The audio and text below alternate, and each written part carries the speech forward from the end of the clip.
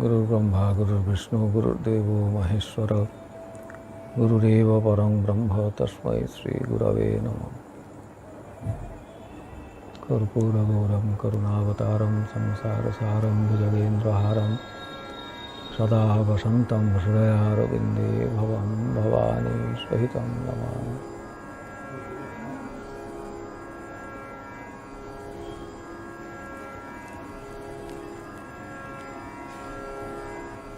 আগের দিন ভবানন্দ দেবের আবির্ভাব তিথি উপলক্ষে আমরা ঠাকুরের স্মরণ মনন করেছি।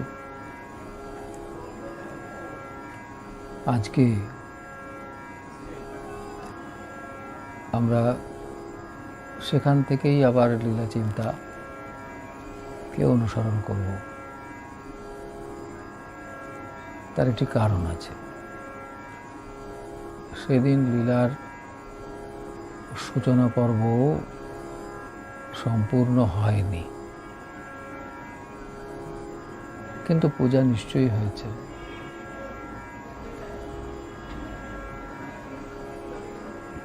একটি কথা এই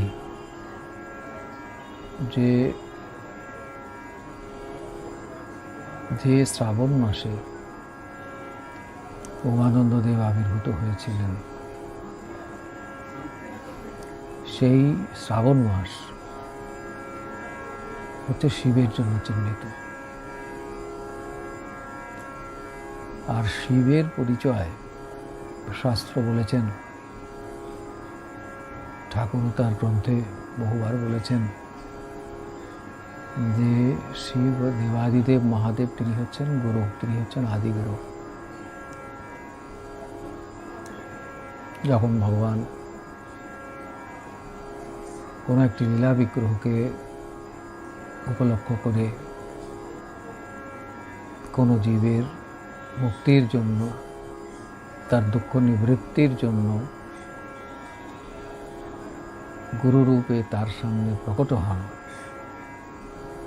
তখন সেই লীলা বিগ্রহে দেবাদিদেব মহাদেবের অধিষ্ঠান হয়।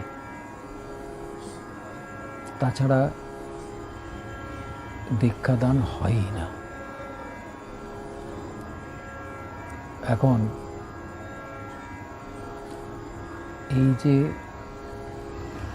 আমরা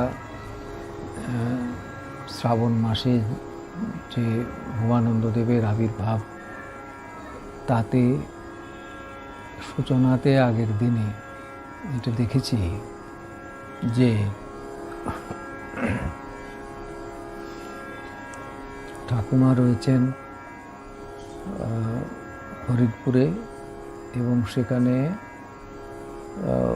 আপনার তুলসীর বনের মধ্যে তিনি সর্বদা থাকেন, এবং সে বিষয়ে তার কোনো স্বাধীনতা ছিল না। তিনি অবশ্যভাবে এটা করতেন। এর মধ্যে পিতামহ বৈদ্যনাথ চক্রবর্তী তাঁর বদলির চাকরি ছিল, তা সরকার তাকে বহরমপুরে বদলি করলেন এবং সেই চিঠি এলো।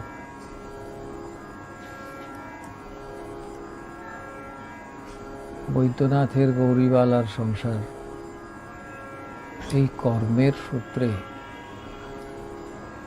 চিরকালই একটা ভ্রাম্যমান অবস্থায় থাকত।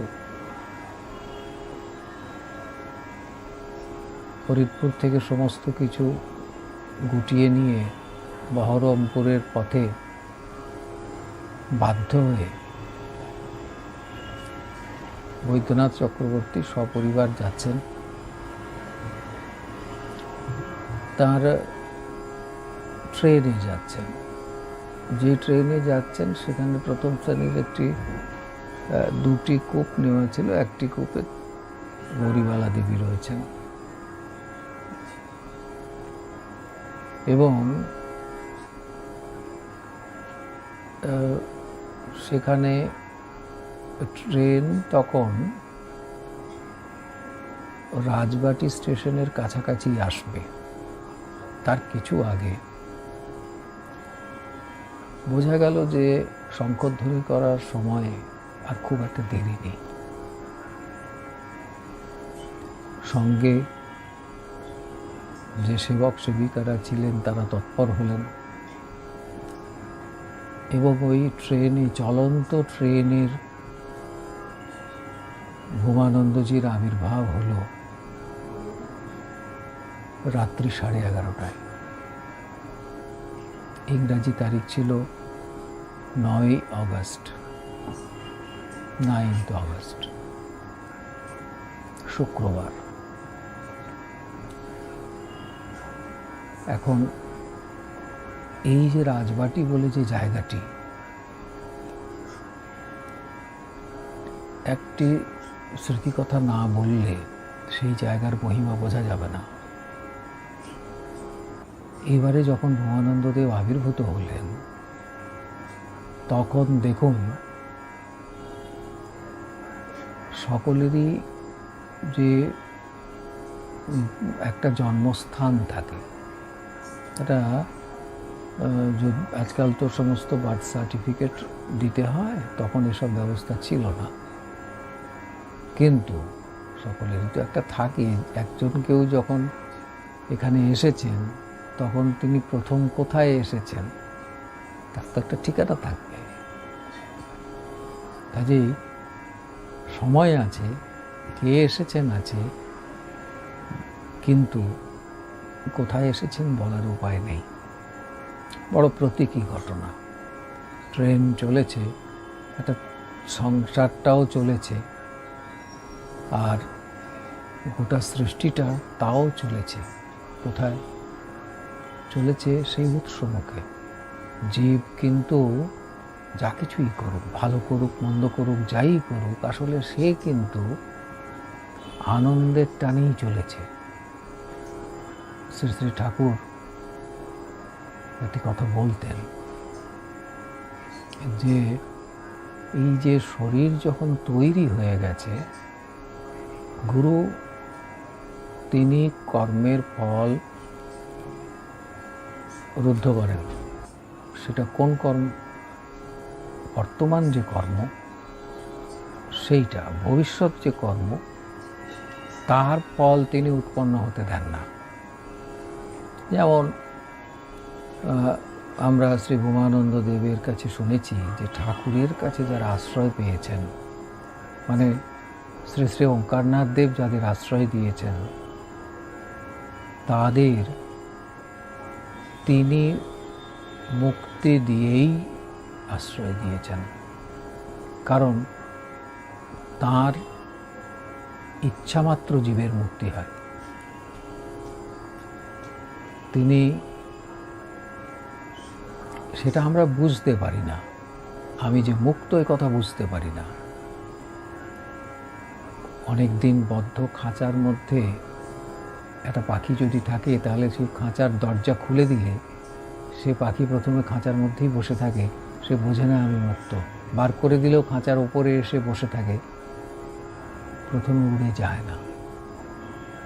কিন্তু আমরা, তিনি আমাদের মুক্ত করেছেন, কিন্তু লোকশিক্ষার জন্য যে সাধন ভজনটা রেখে দিয়েছেন তার একটা কারণ হচ্ছে এই যে যে শরীরটা তৈরি হয়ে গেছে, বাবা বলতেন যে শরীরটা তৈরি হয়ে গেছে সেটা একটা প্রারব্ধ কর্মের ফলে উৎপন্ন হয়েছে। ফলত সেই শরীরে যা যা ভোগ নির্দিষ্ট আছে সেইটা ভোগ করতে হবে। কিন্তু এছাড়া যেটা প্রারব্ধ, যে কর্মটা অতীতের ফল দিতে আরম্ভ করেনি, সেটাও ঠাকুর আমাদের রোধ করে দিয়েছেন। এখন এটা যদি সবাই বুঝতে পেরে যায় তাহলে তো মানুষ স্বেচ্ছাচারী হয়ে পড়বে। তার যেরকম ইচ্ছা হলো সেরকম করলো, বলে তা কেন হবে? ঠাকুরের আশ্রয় লাভ করেছেন, তার তো কোনো প্রকার উচ্ছৃঙ্খলতা থাকার কথা না। হচ্ছে কারণ পূর্ব সংস্কার। ভূমানন্দ দেব এভাবে ধরিয়ে দিতেন, হচ্ছে কারণ পূর্ব সংস্কার। তার এই যে প্রারব্ধ কর্মের ফলে তার কিন্তু এই ধরনের ভুল হবে।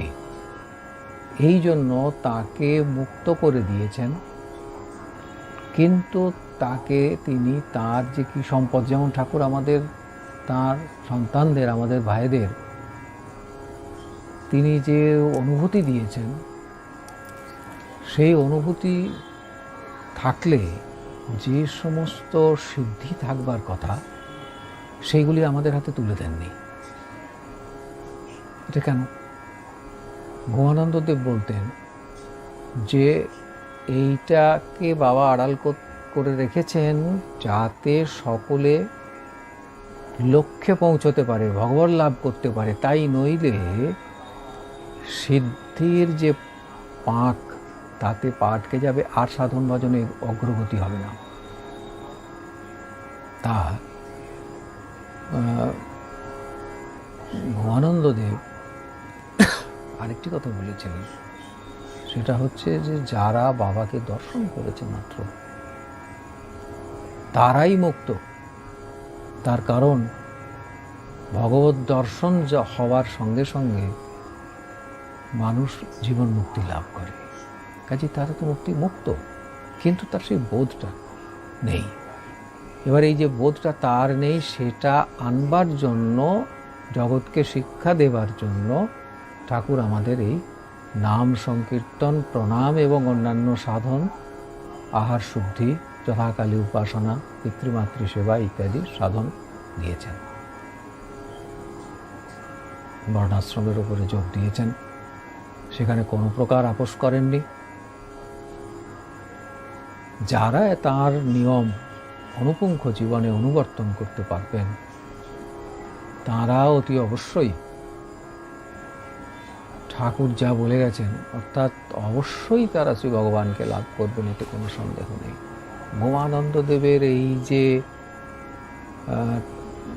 ঠাকুরের বৈশিষ্ট্যগুলি ধরিয়ে দেওয়া, এই সূত্রেই আমরা লক্ষ্য করি যে ঠাকুরের শ্রী বিগ্রহটি দর্শন করা মাত্র মানুষ যদি মুক্ত হয়, তাহলে তার যে লীলা বিগ্রহ,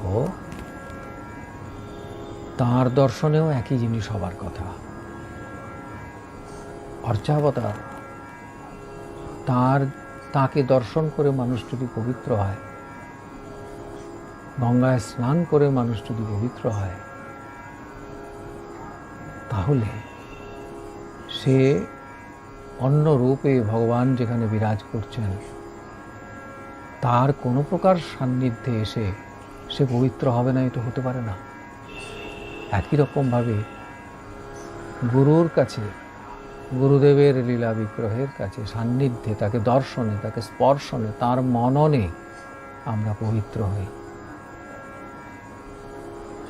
শ্রী শ্রী মা শারদা তিনি তার সন্তানদের অনেক সময় বলেছেন যে তুমি এক কাজ করো, মানে কোনো কারণে বলেছেন যে এই ব্যাপার হয়েছে, তাহলে এটাতে দোষ হচ্ছে, অসুচিতার দোষ হচ্ছে বা কোনো অপরাধ হচ্ছে। তখন বললেন, দেখো একবার গঙ্গায় নিয়ে এসো, যদি তা না পারো তাহলে একবার আমাকে স্পর্শ করো। মাকে স্পর্শ করার সঙ্গে সঙ্গে সে গঙ্গা স্নানের মতো পবিত্র হচ্ছে। এটা মনে রাখতে হবে। ঠিক একই রকমভাবে কেউ যদি স্বামীজিকে দেখেছেন, কেউ যদি স্বামীজিকে স্পর্শ করেছেন, কেউ যদি স্বামীজির স্মরণ মনন করেছেন, তিনি শ্রী রামকৃষ্ণের কৃপা পাননি, তিনি শ্রী মা শারদার কৃপা পাননি, এটা হতে পারে না। তারা সেই এক জায়গার কৃপা পেয়েছেন।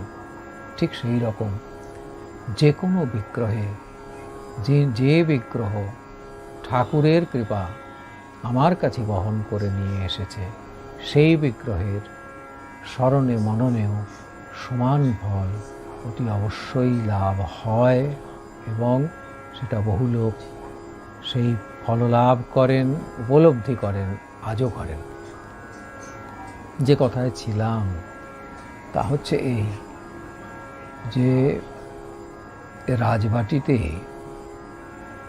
আমাদের একবার বেশ কয়েক বছর আগে একবার যাওয়ার সুযোগ হয়েছিল, তাই না?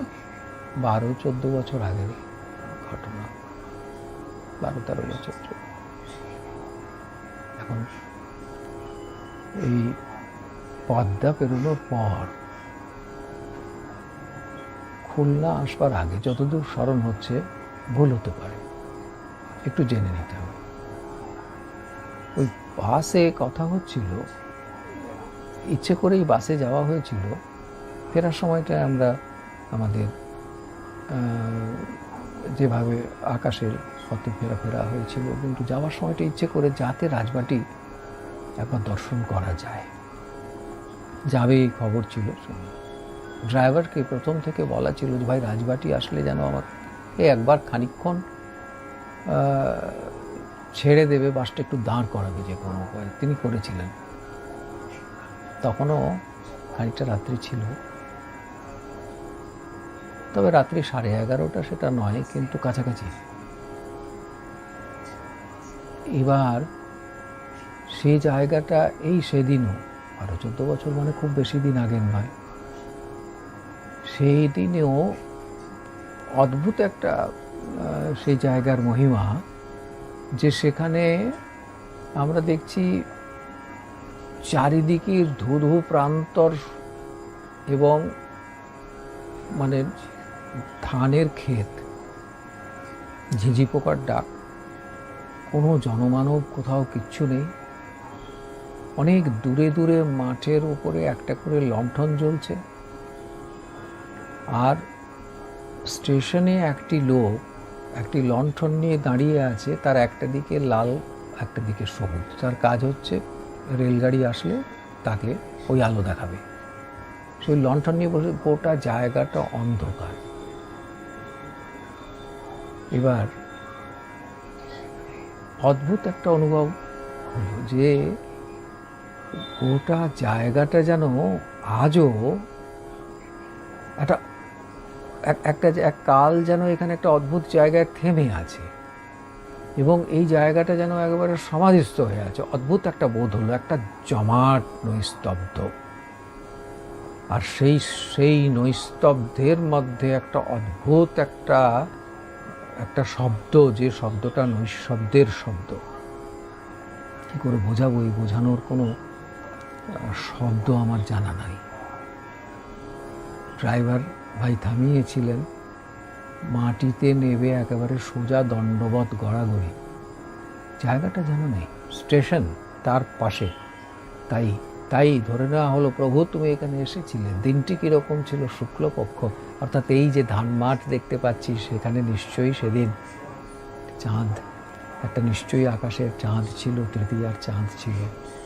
সেই আলোতে নিশ্চয়ই খানিকটা দেখা যাচ্ছিল, এবং সেই ইয়ের ভেতরে সেইরকম একটা পরিবেশের মধ্যে উমানন্দদেব আবির্ভূত হলেন। পথে তো আর, রেলে তো আর কোনো কাছাকাছি স্টেশনে রাজবাটি তো এইরকম, সেদিনেও এই অবস্থা ছিল। এখন কি অবস্থা 12 বছর পর, আমি 14 বছর পর জানি না, কিন্তু সেই সময় এই বছর আগে এরকমই ছিল। কথা হলো, ওখানে বৈদ্যনাথ চক্রবর্তী ডাক্তার খুঁজলেন, পেলেন না। ফলত ওই অবস্থায় মাকে, তখনও নাড়ি কাটা হয়নি, অনেক ঘন্টা, প্রায় 12 ঘন্টা 14 ঘন্টা পরে বহরমপুরে নেবে ওভারব্রিজ পেরিয়ে, ছোট বাচ্চাকে নিয়ে তিনি পেরিয়ে যাচ্ছেন।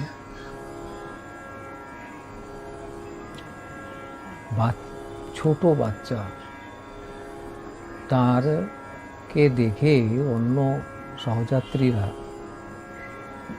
বা যারা ওই পথে ছিলেন, ব্রিজ ক্রস করছিলেন, তাদের অনেকের কৌতূহল হচ্ছে, তারা প্রশ্ন করছেন। জন্মাবধির অদ্ভুত আকর্ষণ, বা যে কোনো শিশুর মতো তিনি নন। মাকে বলছেন, বাচ্চার কি, খোকার কি 6 মাস বয়স হলো? মা কোনো উত্তর দিচ্ছেন না। মা উত্তর কি দেবেন? মা কোনো রকমে অল্প মাথা নেড়ে ইঙ্গিতে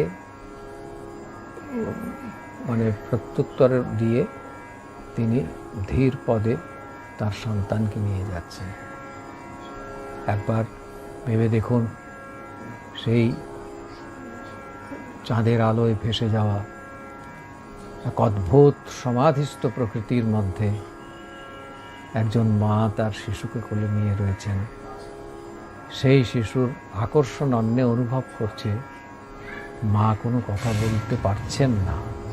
যেমন তুলসী তলায় যাব কি না এই ব্যাপারে তার কোনো স্বাধীনতা ছিল না, একইভাবে তার বুকে যখন তার সেই বোমানন্দ, আগে তার গর্ভে বোমানন্দ ছিলেন, এখন যেহেতু তার কোলে বোমানন্দকে নিয়ে তিনি রয়েছেন, এই সময়টা লৌকিক গ্রাম্য কথা বলার ভূমিতে মানুষ থাকতে থাকে না। মা তাই কথা বলছেন না। তিনি কি সচেতনভাবে এই আচরণ না, তিনি করছেন, ঘটে যাচ্ছে ব্যাপারটা। কোথাও কি আমাদের একটা সারা পৃথিবীতে চেনা মা এবং শিশুর কথা মনে পড়ছে?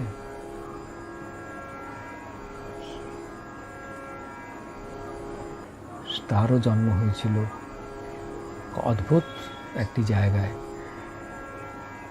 ভেড়াশালে।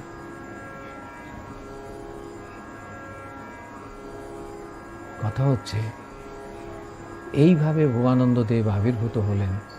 এই যে চাঁদের কিরণ, এই চাঁদের কিরণের সঙ্গে একটা অদ্ভুত যোগাযোগ আছে। এই যখন গুরু আবির্ভূত হন, তখন তিনি সেই চাঁদের কিরণ, ঠাকুর বলছেন, অঙ্গেতে মাখিয়া ধরায় নামিয়া এসেছ হে।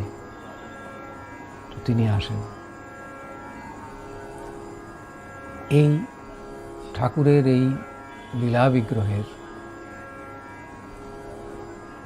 অনেকে লীলা চিন্তন করেছেন। তার একটি সংকলন গ্রন্থ প্রকাশিত হয়েছিল, তার নামকরণ হয়েছিল বরেণ্যম ভর্গ। এই ভর্গ শব্দের অর্থ হচ্ছে রশ্মি। কার? সূর্যের। তার সঙ্গে গুরুর অদ্ভুত সম্পর্ক আছে, অদ্ভুত যোগাযোগ আছে। হচ্ছে এই রকম যে ভাগবতে দত্তাত্রেয় অবধূতের কথা আছে। তার অনেক গুরু, 24-26 গুরু পথে বেরিয়েছেন, নানান রকম ইয়ে পাচ্ছেন। তিনি এক এক জায়গায় এক এক রকম শিক্ষা পাচ্ছেন। সূর্যের কাছে যেটা শিখছেন সেটা হচ্ছে যে সূর্য যখন আলো দিচ্ছেন, তখন নির্বিশেষে সকলের, ধনী দরিদ্র মূর্খ বিদ্বান, সকলের কাছে সমানভাবে দিচ্ছেন। এবং যখন নিচ্ছেন, আলো দিলেন, তাপ দিলেন, যখন সূর্য গ্রহণ করলেন, তখন নর্দমার জল, পুকুরের জল, গঙ্গার জল, এটা নেব ওটা নেব না করছেন না। তখন সমস্ত জায়গার জলকেই তিনি নির্বিচারে গ্রহণ করছেন। ঠাকুরের লীলাটি দেখুন। ঠাকুরও এবারে একেবারে কেহ না রহিবে ক্ষুণ্ণ, তিনি সকলের জন্য। এবারে তার দুঃখ যেন একেবারে যত পতিত, যত পাপী তাপী, তাদের জন্য তিনি বারবার বলছেন, কে আছিস পাপী তাপী, তিনি সকলকে উদ্ধার করবেন বলে এসেছেন। ঠিক সেই রকম সূর্য ভগবান, তিনি নর্দমার জল আর গঙ্গার জল ইত্যাদি বিচার করেন না, সমস্তটাই তিনি গ্রহণ করে নেন গরমকালে। আর করে তিনি সেটা গ্রহণ করে আত্মসাৎ নিজের কাছে রাখেন না। গুরু সেরকম করেন না। তাহলে তিনি নেন তাকে শোধিত, পবিত্র করে আবার ফিরিয়ে দেবার জন্য। ঠিক সেই রকম সূর্য তিনি যখন এই জল নেন বর্ষায়, সেইটাই আবার যখন ফিরিয়ে দেন, তখন শুধু গঙ্গার বুকে জল পড়বে, পুকুরের বুকে জল পড়বে, আর নর্দমায় জল পড়বে না, গরিবের ঘরে জল পড়বে না, মূর্খের ঘরে জল পড়বে না, এমন হয় না। নির্বিশেষে সর্বত্র। গুরু তাই। কে থাকেন মাঝখানে? আকাশ থেকে সূর্য নেমে এসে তো আর গ্রহণ করেননি। তো আমরা কিভাবে দেখেছি? তার কিরণ, তার রশ্মি, তাকে তো সূর্য ছাড়া আর কিছু ভাবি না আমরা। কিরণের তো আলাদা কোনো পরিচয় নেই, আর কিরণকে বাদ দিয়ে সূর্যকে ভাববার আমাদের কোনো জায়গা নেই। সেই জন্য সেই কিরণ হলেন আলো, কিরণ হলেন তাপ, কিরণ হলেন গ্রহিতা, এবং কিরণই হলেন দাতা। এইভাবে বরণীয় যে সেই সচ্চিদানন্দের যে আলো,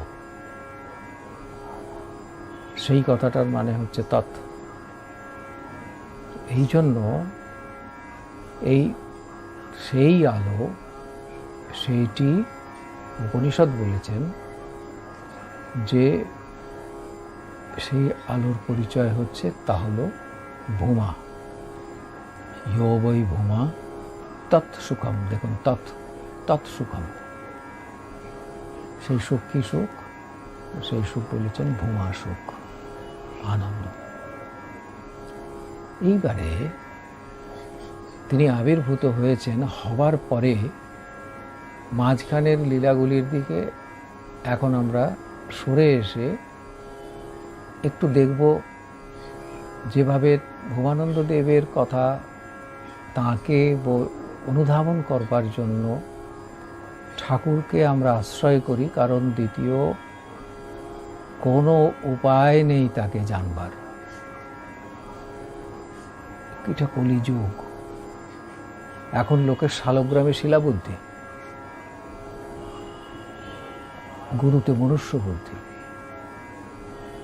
কাজেই আমাদের একমাত্র গুরুর শরণ ছাড়া তিনি কোথায় কিভাবে লীলা করছেন এইটা বোঝার ক্ষমতা সাধারণ জীবের নেই। এই জন্য ঠাকুরের কথা, শাস্ত্রের কথা, ঠাকুরের লিখে যাওয়া কথা, এইটাকে আমরা অবলম্বন করি, এবং সেখানে আমরা এই যে লীলা বিগ্রহ, এই শব্দটিকে মাথায় করে রাখি। তার কারণ আছে। আপনারা অশেষ শ্রদ্ধাস্পদ কিঙ্কর শরণানন্দজির সীতারাম লীলা স্মরণে গ্রন্থের প্রথম খণ্ড দেখবেন। বাবা সবাইকে লীলা বিগ্রহ বলছেন, ঠিক, কিন্তু একটা কথা বলছেন, তুমি কখন লীলা বিগ্রহ? যখন তুমি সেটা বুঝতে পারছো যে তোমার মধ্যে তিনি লীলা করছেন, অর্থাৎ আমার মধ্যে তোমার প্রকাশ, তাই এত মধুর। অন্য এসে যে তার সঙ্গে আনন্দ লাভ করছে, আর তিনি কীরকম, এইটিকে ভূমানন্দদেব কেমন করে বললেন? ভূমানন্দদেব বললেন, তার যন্ত্র হয়ে যাও। যন্ত্রত্বের সৌভাগ্য, তার উপরে আর কিছু নেই। অনুভূতি বড় জিনিস নিশ্চয়ই, কিন্তু যন্ত্রত্বের সৌভাগ্য, এর উপরে আর কিছু হয় না। কেন বলেছেন? তিনি যন্ত্রী, আর যিনি সেবক, যিনি তার দাস ও অনুদাস, তিনি একেবারে যন্ত্র, তার নিজের কোনো কর্তৃত্ব থাকবে না। এইটি যেই জীবনে দেখা যাবে, এবং যিনি নির্বিচারে মানে শরণাগত হয়ে তার জীবনটি সম্পূর্ণ করতে পারেন, এবং কোনো প্রকার অহংকার যার মধ্যে থাকে না, তিনি, ঠাকুর বলেছেন, তিনিই হচ্ছেন লীলা বিগ্রহ। বাকিরা লীলা বিগ্রহ কেমন? বলেন, সে তো শোনা কথায়। অর্থাৎ একটা তত্ত্বের দিক আছে, আর একটা ব্যবহারিক দিক আছে। বিজ্ঞানে যেমন একটা থিওরি আছে, একটা প্র্যাকটিক্যাল আছে, ঠিক সেই রকম অধ্যাত্ম বিজ্ঞান, অধ্যাত্ম পথের জীবনে যদি সেটা না ফুটে ওঠে, তাহলে শব্দপ্রয়োগ, ঠাকুর তো সকলকে শ্রীগুরু বিগ্রহ বলতেন, চিঠি লিখতেন, মায়েদের শ্রীগুরু মূর্তিসু লিখতেন। কেন? যাতে আমরা হতে পারি, যাতে আমরা বারবার শুনতে শুনতে এটুকু বুঝতে পারি বাবা চাইছেন যে আমরা এই যোগ্যতা লাভ করি।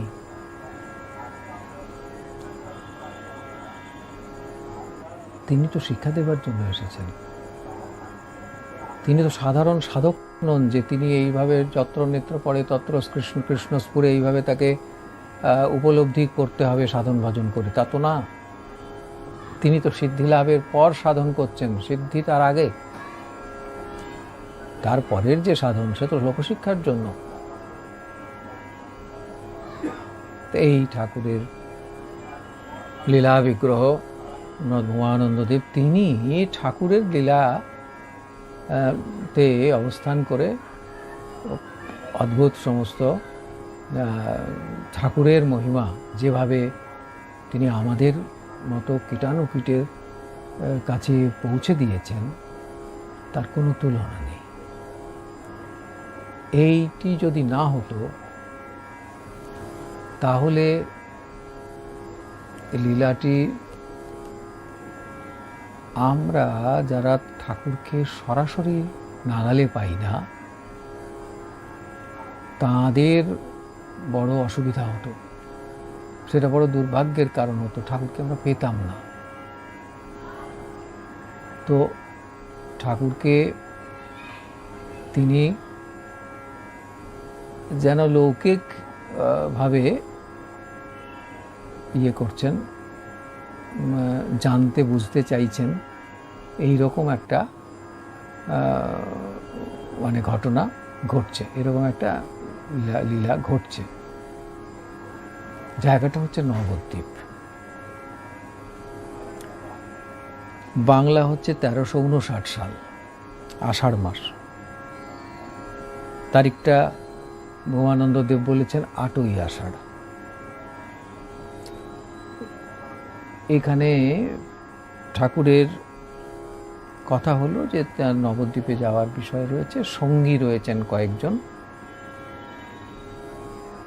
যারা রয়েছেন তাদের মধ্যে তারাশঙ্কর ভট্টাচার্য আছেন, অধ্যাপক, সংস্কৃত কলেজের প্রিন্সিপাল ছিলেন। প্রেসিডেন্সি কলেজের অধ্যাপক প্রমোদ রঞ্জন গুপ্ত রয়েছেন। রানীগঞ্জ ত্রিবেণী দেবী ভালোটিয়া কলেজের বাংলার অধ্যাপক মণিগোপাল চক্রবর্তী রয়েছেন। এবং আমাদের সম্প্রদায়ের নাম সংকীর্তনের বিভিন্ন সুরের যিনি ভগীরথ, কিঙ্কর প্রণবানন্দজি, যার অনুভূতির কথা আমরা অন্য আরেকদিন ঠাকুরের ইচ্ছা হলে স্মরণ করব। আর রয়েছেন মহামহোপাধ্যায় যোগেন্দ্রনাথ তর্ক সাংখ্য বেদান্ত তীর্থের ভ্রাতুষ্পুত্র শশাঙ্ক শেখর বাগচি।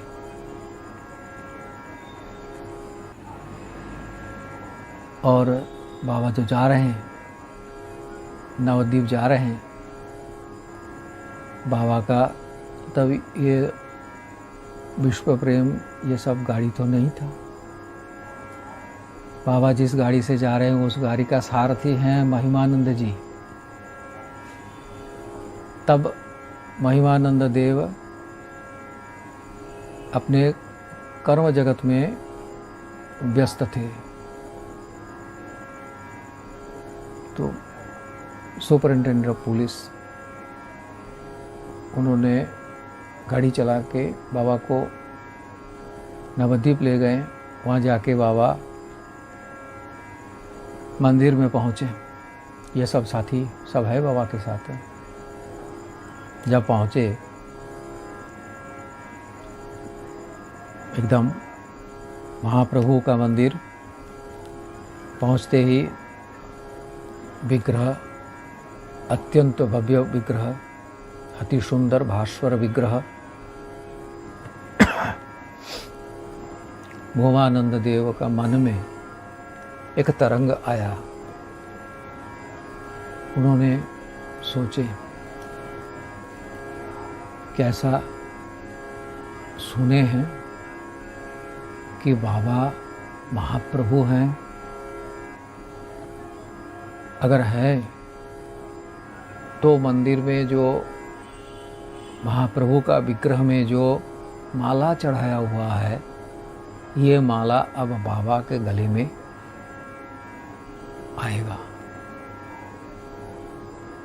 जब बाबा खुद यहाँ विराजमान हैं, तब माला उनके पास ही आना चाहिए। ये भुवानंद देव का मन में आया। बाबा वहाँ प्रणाम किए। फिर सब जितने बाबा के संगी लोग थे बाबा को प्रणाम किए, मंदिर में प्रणाम किए। धीरे धीरे बाबा लौटने का समय हो गया, बाबा पीछे मोड़े। भुवानंद देव ने सोचे कि क्या हुआ। ऐसा सब कहते हैं कि बाबा स्वयं महाप्रभु हैं, महाप्रभु के मंदिर में हम गए और विग्रह का माला विग्रह में ही रह गया, स्वयं प्रभु आए और माला प्रभु के गले में नहीं आया।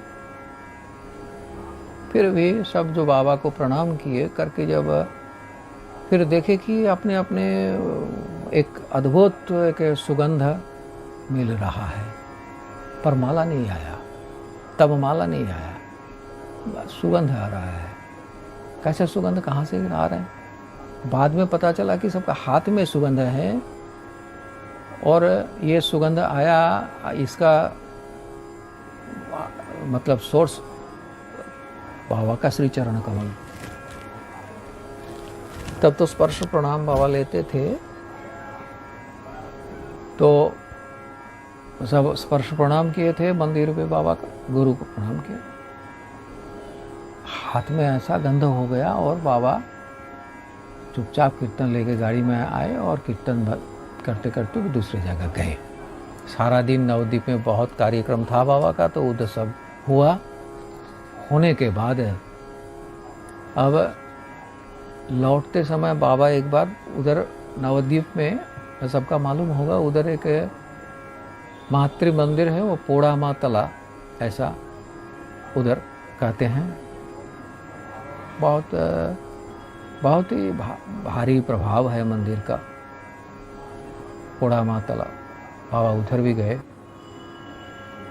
और वहाँ जो कार्यक्रम था संपूर्ण करके फिर उस समय भी आधी रात बीत गई। बाबा फिर बोले कि देख, और एक बार हमें महाप्रभु का मंदिर जाना है। तो सब सोचे कि फिर महाप्रभु के मंदिर क्यों? बाबा के आगे कोई बोलने का किसी का कोई होता भी नहीं और कोई इच्छा भी नहीं करता था। तो बाबा मंदिर पहुंचे। क्या ऐसा संयोग था कि उस दिन इतने रात में, गहरी रात में बहुत भक्त लोग मंदिर में तब था, कोई विशेष उत्सव था, ऐसा हो सकता है। ये भुवानंद देव कभी स्पष्ट रूप से बताए नहीं कि ये उत्सव था। उन्होंने बताया कि कोई हो सकता है, ऐसा कोई उत्सव होगा, क्योंकि इतना सब भक्त लोग मंदिर में तब थे इतने रात में। अब बाबा गए मंदिर में, जाए दर्शन हुआ। अब एक नव्य, एक युवक, वह एक सुदर्शन एक युवक तब महाप्रभु का सेवा में था। वो जाके विग्रह से माला उतर कर बाबा का गले में आके लगाया। जब लगाए तो बाबा मोड़ के भुवानंद देव के आंखों से आंख मिलाए और ये जो दृष्टि था उसमें तो एक दिव्य इशारा भी था। भूमानंद जी तुरंत समझ गए कि हमारे मन में जो तरंग था बाबा का सब पता है। और ये हमें ये विश्वास दृढ़ करने के लिए, ये विश्वास दिलाने के लिए बाबा ने ये लीला घटाएं। और तभी इधर बाबा फिर दूसरे बार आए और वहाँ से फिर निकल के जब बाबा आके गाड़ी पे चढ़े, फिर वो जो पुजारी थे दौड़ के आए। अब उनके हाथ में एक मूल्यवान, एक कॉस्टली एक चादर उनके हाथ में, वो महाप्रभु के विग्रह में था। वो चादर उतर के वो चादर भी लाए और लाके बाबा का गले में चादर भी दिए। भोगानंद देव अब सोचते हैं कि इतना तो हम सोचे थे कि माला आना चाहिए, अब तो देख रहे हैं कि उत्तरीय भी आ गया, चादर भी आ गया, अतिरिक्त कुछ आ गया। बाबा ने पुजारी को कहे कि इतना ये दामी चीज़ तो दे रहे हो, ये तो ऐसा तो व्यवहार करने का आदत है नहीं, फिर भी वहाँ प्रभु का है तो रख लेते हैं। बाबा सिर पे ले लिए। ऐसा भूमानंद देव के पास कई युवक ब्रह्मचारी उनके सेवा में रहते थे। उनमें से एक ब्रह्मचारी उस समय मन में एक साधन करते थे कि जिसको भी देखे मन वो मानस प्रणाम करता था। वो ब्रह्मचारी जिसको भी देखते हैं तो मानस में प्रणाम करता था कि तुम मेरे ठाकुर हो, मैं आपको हम आपको प्रणाम करता हूँ, तो प्रणाम करता था। अब ऐसा हुआ, उधर एक सेवा चल रहा था। जितना तक याद आ रहा है, चावल का बोरा, चावल भरा हुआ बोरा एक जगह से दूसरी जगह ले जाने का काम चल रहा था।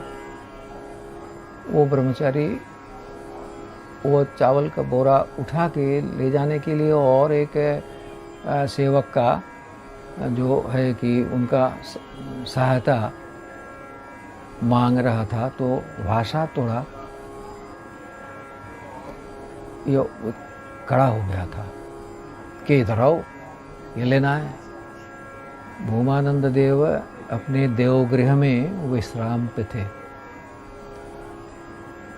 वो तुरंत वो ब्रह्मचारी को नाम लेकर बताएं कि बाबा तुम जिसको बुला रहे हो वो भी बाबा का ही रूप है, वो भी गुरु ही है। नमन करना और बुलाने में फर्क न रह जाए। देखिए, तो अंतर में अगर कुछ होता है तो ये जैसे बाबा हमारे मन में क्या होगा यह भी बाबा का पता था। हमने बहुत समय देखे हैं कि भूमानंद देव के पास भी ऐसा बहुत सारे घटनाएं हैं कि मन में जो चिंता आया, जो तरंग आया, सबका समाधान बिना पूछे हुए उन्होंने कर देते थे। और ऐसा निर्देश कभी कभी देते थे जिससे एकदम सुदृढ़ प्रत्यय हो गया था कि आप अंतर्यामी हैं। आप समझ सकते हैं कि मैं क्या बोलूँगा, मैं क्या सोचूंगा। मुझे मालूम नहीं कि मैं इसके बाद क्या करने वाला हूँ, पर उनका मालूम है कि मैं क्या करूँगा, क्या होगा आगे दिन, अभी क्या होगा, क्या करके आए, वो भी उनका पता था। बाबा का तो था ही। हम बता रहे हैं कि आप देखिए, सूर्य में प्रकाश है, सूर्य में ताप है, सूर्य जो किरण है उसमें भी तो वही चीज है ना, दूसरा कुछ तो रह नहीं सकता है। और ये नवद्वीप का जो घटना हुआ था इसके बाद और हम एक घटना आज संक्षेप थोड़ा लीला चिंतन करेंगे। भूमानंद देव, श्रावण मास है ना, इसलिए पहले ही हम बांग्ला में कहे थे, इसलिए हिंदी में फिर हम एक बार कह रहे हैं कि श्रावण मास है, शिव का मास है। शिव गुरु होते हैं और गुरु अपने विग्रह में, श्री विग्रह में विराज करते हैं, अपनी लीला विग्रह में विराज करते हैं। भूमानंद देव बाबा का लीला विग्रह हैं और उनका ही आविर्भाव का मास चल रहा है। और जो पीछे वाले जो ये उनका आविर्भाव तिथि का जो अनुध्यान था, उस समय हमारे जो पूजन तो आधा हुआ था, इसलिए इस बार भी हम उनका ही शरण मनन, वही शरण मनन को हम आगे ले रहे हैं। ऐसा अब देखिए, भूमानंद देव उस समय अपने जो एक अद्भुत ऐसा है कि बाहर में तो कोई उनका त्याग वस्त्र ऐसा तो धारण करते तो नहीं थे, पर बिल्कुल कुछ नहीं था ये भी हम कह नहीं पाएंगे, क्योंकि एक विश्वविद्यालय के प्राध्यापक वो पैर में कुछ नहीं पहनते हैं, जामा नहीं पहनते हैं, एक साधारण धोती, एक चादर, गले में बाबा का दिया हुआ माला, माथे पे बाबा का दिया हुआ तिलक, ये लगा के अंग्रेजी पढ़ाने के लिए विश्वविद्यालय में जाते हैं। और ऐसी कोई मामूली प्राध्यापक भी नहीं थे, उनका बहुत भारी प्रभाव समाज में है। सब उनको मानते हैं कि जाने माने प्राध्यापकों में सदानंद चक्रवर्ती का नाम का बहुत प्रभाव रखता है, बहुत मान्यता है। तो कुछ तो ऐसा था, पर काषाय वस्त्र तो नहीं पहनते थे। और व्यक्तित्व इतना गंभीर पर प्रसन्न था कि आप जब देखेंगे तो उनके सामने जाके आप सोचेंगे कि कह पाएंगे, लगेगा कि इतना गंभीर है। अगर एक बार आप जाके उनसे कुछ कहेंगे तो पता चलेगा कि यही तो मेरी माँ है, यही तो मेरे सबसे निकट सखा है, यही तो मेरे पिता है। सब रस अलग अलग शरीर पे हमें मिलता था, अब एक शरीर में मिल रहा है। ये उनके सान्निध्य में जाते ही ये पता चलता था। इतना प्रसन्न, इतना प्रेम और इतना क्या बताए, एक वटवृक्ष जैसे थे। हम सब उनके आश्रय में रहकर बाबा का, सीताराम दास ओंकारनाथ देव का पूजन करने का शिक्षा पाया और बाबा का स्वरूप, बाबा क्या हैं, इस विषय में भी जो दिशा, और कृपा करके उनके साथ हमें जोड़ भी दिए भगवानंद देव ही, जिन्होंने भगवान से हमें मिला देते हैं। वो भी भगवान ही होते हैं, क्योंकि भगवान छोड़ के और बीच में कोई रहने वाला हो ही नहीं सकता है कि वो हमारे साथ भगवान को मिलाएं। भगवान ही बीच में आके हमको उनके साथ मिलाते हैं। हम उन तक पहुंच नहीं पाते हैं, बीच में भगवान गुरु होकर हमारे बीच में आते हैं और अपने हृदय में हमें एकदम स्थायी आसन देते हैं। यह हम कहेंगे कि यह भगवानंद देव सबके लिए बहुत त्याग करते थे। जिस लीला को स्मरण करने के लिए हम अभी तैयार हुए थे, वो नहीं, आज समय को देखते हुए उस विषय पे हम नहीं जाएंगे। उनका अंतर्यामी लीला, उनका अंतर्दृष्टि का लीला जो हम कह रहे हैं आज, उसी का और एक दृष्टांत अभी हम सब एक साथ आस्वादन करेंगे, और करके फिर विश्राम पे जाना पड़ेगा क्योंकि समय हो गया। वो लीला ऐसा है, वो जो विश्वविद्यालय में एक उनका एक बहुत सारे छात्र उनके पास पढ़े हैं, क्योंकि प्रेसिडेंसी कॉलेज में पढ़ाते थे, हुगली मोहसिन कॉलेज में पढ़ाते थे। और उनका जो प्राध्यापक जो जीवन, ये तो शुरू हुआ था राजशाही से। राजशाही अभी बांग्लादेश है, पूर्व बंगाल में वो तो राजशाही, बहुत सारे छात्र उनका है।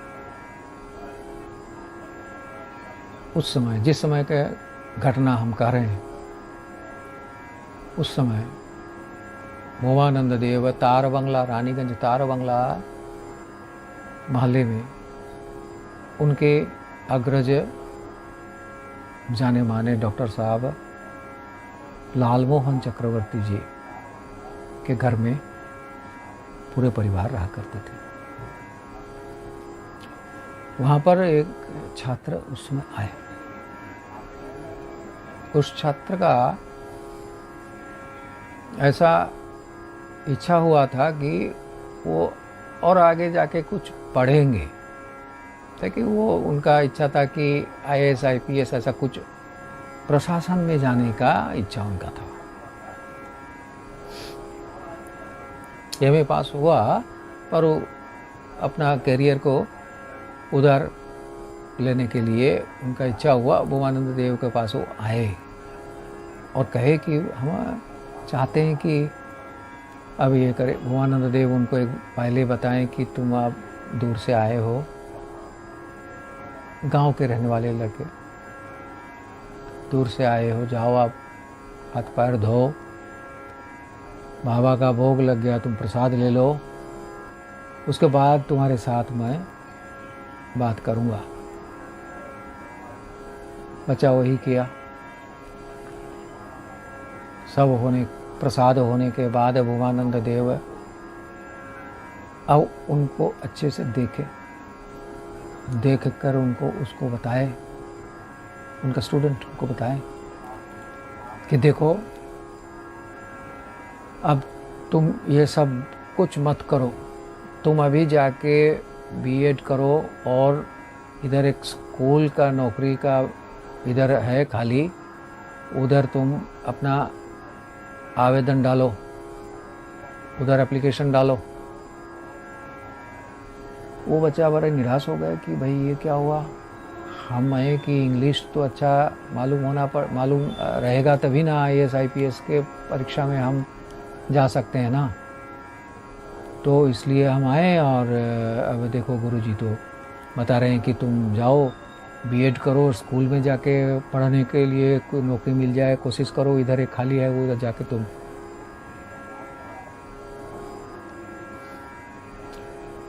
निराश होकर बच्चा थोड़ा लौट गए। लौटते ही एक दिन बीच में था, उनका पिताजी का मौत हो गया।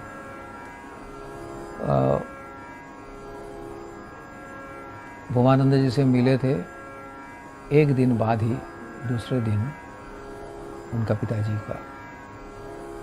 तो चले गए, गुजर गए। अब पूरे संसार ही इस बच्चे के ऊपर आया।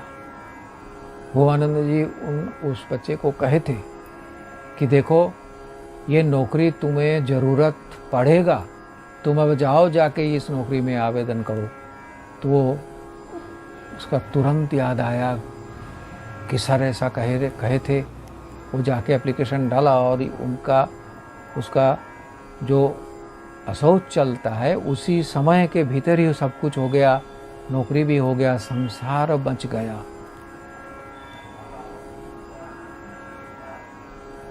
ये भूमानंद देव कभी हमें नहीं बताए, पर हम यह कह रहे थे कि सब उनका पता था कि अतीत में क्या हुआ था, अब क्या होने वाला है, हम भीतर में क्या सोच रहे, सब उनका सामने।